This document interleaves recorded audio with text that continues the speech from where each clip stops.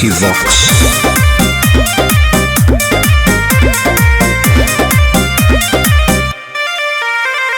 झूठे बनाओ ही माहौल रे, खाली लेके छोड़ा पिस्तौल रे।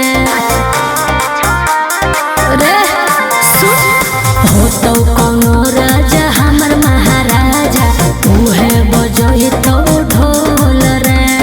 पहले से रवानी लेके जोई तो अपन रानी के टाटा सफारी से।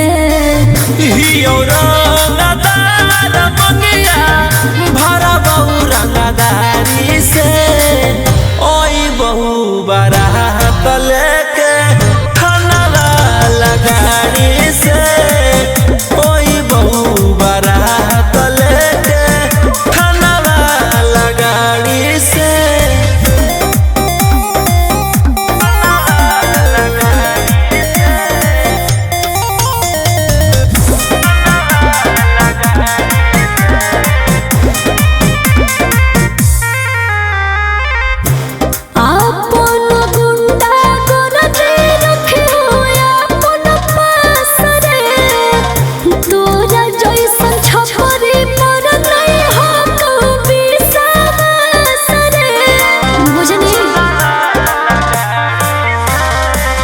खिड़की से देखी हो जानू अपन तू दुल्हा के, फायरिंग जब करब लगातार हमारा ई फाला से।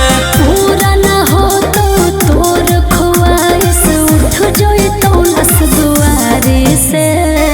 हियो रंगदार मंगिया भरा बहु रंगदारी से, ओई बहु बारात लेके खाना लगाड़ी से, ओई बहु बारात लेके खाना लगाड़ी से।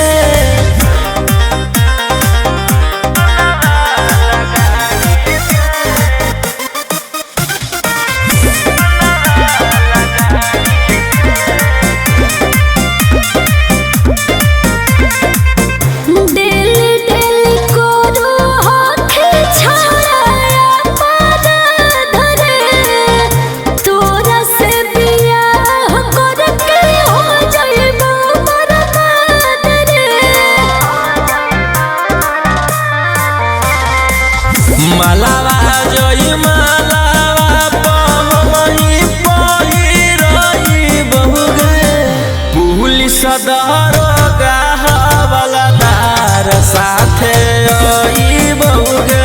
राजा रोशन रोहिया से तो हम